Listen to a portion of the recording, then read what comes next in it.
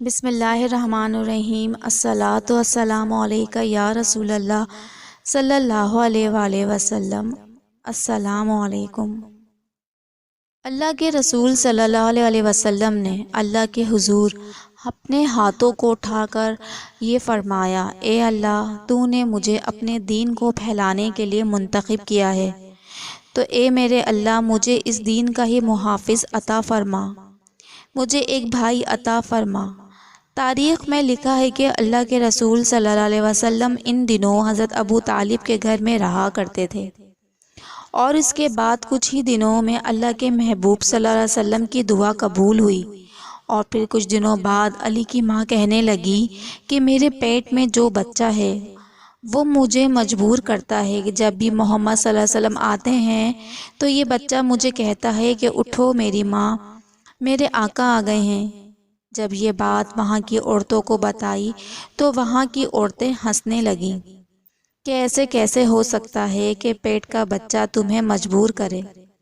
لیکن پھر انہوں نے دیکھا کہ جب اللہ کے رسول صلی اللہ علیہ وسلم گھر میں تشریف لاتے تو حضرت فاطمہ بنت اسد، حضرت ابو طالب علیہ السلام کی بیوی، ان کے لیے کھڑی ہو جاتی اور کھڑے ہو کر اللہ کے رسول کو سلام کرتی۔ لوگوں نے ان سے مل کر کہا، اے فاطمہ، یہ تیرا وہم ہے، محمد تو تمہارا بھتیجا ہے، اب جب بھی محمد آئیں گے ہم تمہیں پکڑ کر رکھیں گے، اس کے بعد دیکھیں گے کہ تم اٹھتی ہو کہ نہیں۔ وہاں کی عورتوں نے ایسا ہی کہا بی بی فاطمہ بنت اسد سے، اور وہ عورتیں وہیں موجود تھیں۔ جب اللہ کے رسول صلی اللہ علیہ وسلم اندر داخل ہوئے تو بی بی فاطمہ بنت اسد تعظیم سے کھڑے ہو کر سلام کرنے لگیں۔ جو عورتیں فاطمہ بنت اسد کو پکڑ کر کھڑی تھیں وہ ادھر ادھر گرنے لگیں۔ پورا گھر حیران ہو گیا، اور اللہ کے رسول صلی اللہ علیہ وسلم نے سجدہ شکر کر کے فرمایا، اے اللہ، تیرا شکر ہے، ہم 30 عام الفیل 11 رجب کو اس بچے کی پیدائش کے ایام قریب آئے تو فاطمہ بنت اسد نے تکلیف محسوس کی، تو آپ اللہ تبارک و تعالیٰ کے گھر کی طرف روانہ ہوئیں، اور بی بی فاطمہ بنت اسد نے خانہ کعبہ کا طواف کرنا شروع کر دیا۔ یہ منظر حضرت عباس ابن مطلب دیکھ رہے تھے تو انہوں نے اپنی آنکھوں سے دیکھا کہ بی بی فاطمہ طواف کرتے کرتے جب رکن یمنی تک پہنچیں تو اتنی ہی دیر میں خانہ کعبہ کی دیوار میں شگاف ہونے لگا، اور وہ شگاف اتنا بڑا تھا کہ ایک انسان آرام سے اندر جا سکے۔ حضرت عباس ابن مطلب نے دیکھا کہ حضرت فاطمہ بنت اسد اس ٹوٹی ہوئی دیوار سے خانہ کعبہ کے اندر چلی گئیں، اور پھر سے یہ دیوار ملنے لگی۔ حضرت عباس ابن مطلب نے جب یہ منظر دیکھا تو وہ پریشان ہونے لگے، وہ ادھر ادھر بھاگنے لگے اور لوگوں کو وہ بتانے لگے کہ ابو طالب کی بیوی خانہ کعبہ کے اندر چلی گئی ہیں، اور یہ بات پورے مکہ میں خاص و عام کو معلوم ہونے لگی۔ حضرت ابو طالب اللہ کے رسول صلی اللہ علیہ وسلم کو اور سرداران مکہ اور قریش کے سارے لوگ خانہ کعبہ کے دروازے کو کھولنے لگے تو خانہ کعبہ کا دروازہ نہ کھلا۔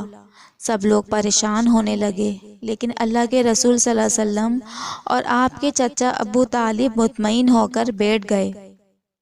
تاریخ گواہ ہے کہ یہ بات مکے سے پورے عرب میں پھیل گئی، اور پھر دور دور سے لوگ کعبے کی طرف آنے لگے کہ یہ کیا ہو گیا۔ خانہ کعبہ کے اندر حضرت ابو طالب کی بیوی چلی گئی، اور وہ بھی بنا دروازے کے دیوار سے، اور ان کے پیٹ میں بچہ بھی ہے، یہاں تک کہ 3 دن گزر گئے۔ عرب کی سرزمین پر اتنے سارے لوگ کبھی جمع نہیں ہوئے تھے۔ تاریخ 13 رجب 30 عام الفیل لوگ نظر جمائے خانہ کعبہ کی طرف دیکھ ہی رہے تھے کہ اتنی دیر میں کعبے کی دیوار پھر سے ہلنے لگی۔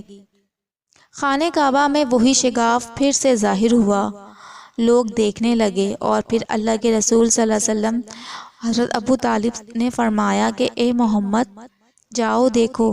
اللہ کے رسول صلی اللہ علیہ وسلم جب اس شگاف سے اپنے مبارک قدم لے کر اندر کی طرف گئے تو آپ صلی اللہ علیہ وسلم نے دیکھا کہ حضرت فاطمہ بنت اسد کی گود میں ایک نورانی بچہ موجود ہے۔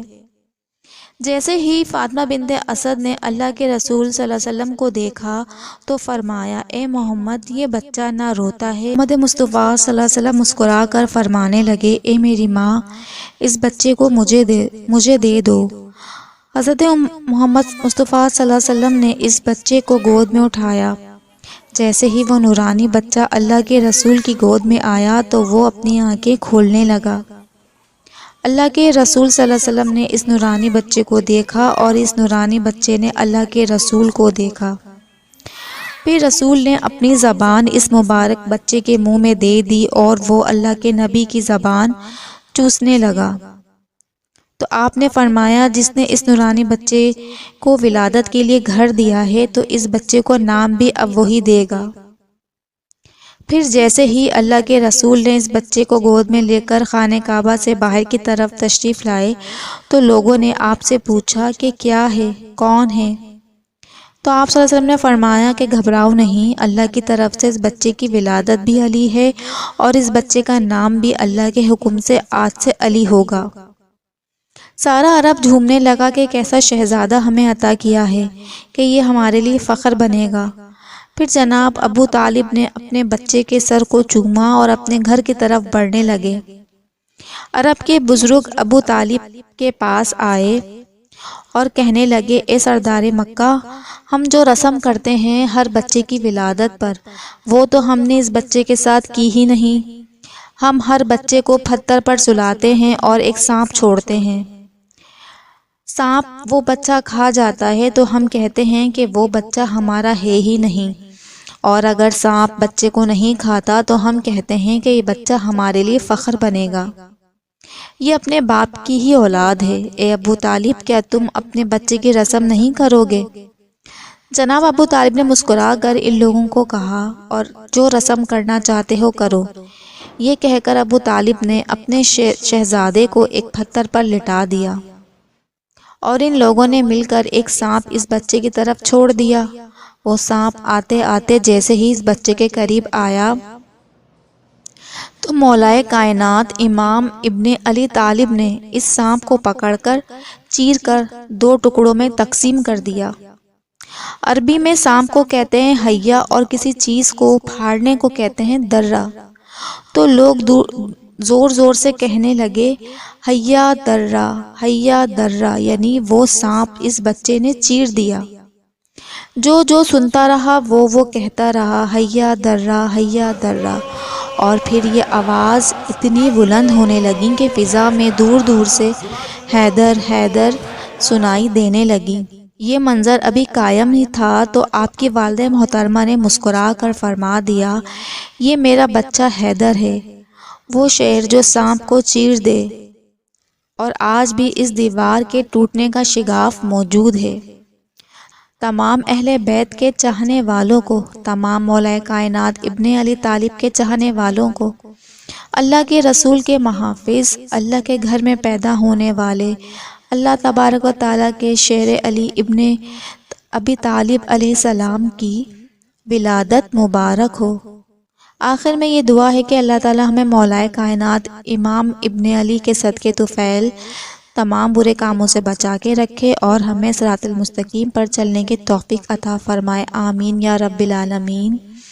اس ویڈیو کو لائک، سبسکرائب اور شیئر ضرور کیجیے گا۔